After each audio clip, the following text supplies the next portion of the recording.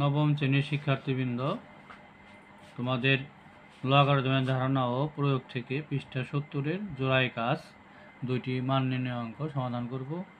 1 নম্বর অঙ্কটা আমি এখানে উঠিয়ে নিয়েছি।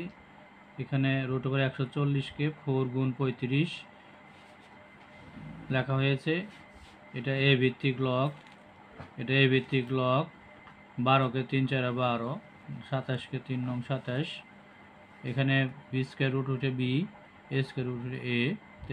এখন কাটাকাটি যে এখন ওর উপরে আছে এ স্কয়ার। তো এখন এটা 2 2 4-এর বর্গমূল হয়েছে, বাইরে এসে 2 হয়েছে। তো 2 2 কাটা।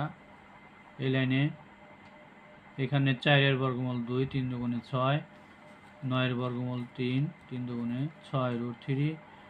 এখানে তাহলে আছে এ ভিত্তিক লগ এ স্কয়ার। এরপরে এখানে 35-কে ভাঙানো হয়েছে 7 √5, 5 7 35, 30-কে ভাঙানো হয়েছে √5 গুণ √6। এখন এটা কাটাকাটি গেল। এখানে থাকছে এ ভিত্তিক লগ 1, এটা পাওয়ার আগে আনা হয়েছে 2 লগ এ ভিত্তিক লগ এ। এখানে আমরা জানি লগ 1-এর মান 0। এখানে এ ভিত্তিক লগ এ, এটার মান 1, অথবা বি ভিত্তিক লগ বি, ওটার মান 1।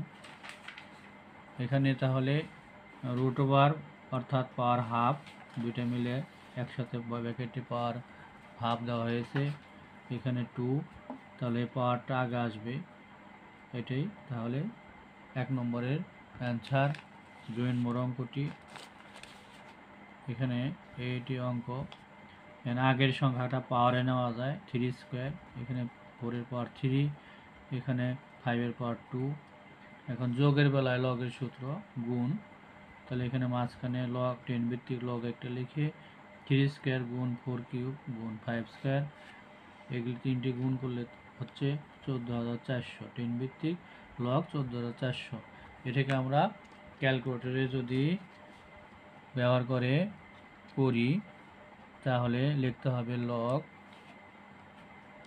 14400 ইকুয়াল টু উঠে আমাদের 4.158 ইত্যাদি। তাহলে আমরা লিখেছি 4.16 প্রায়।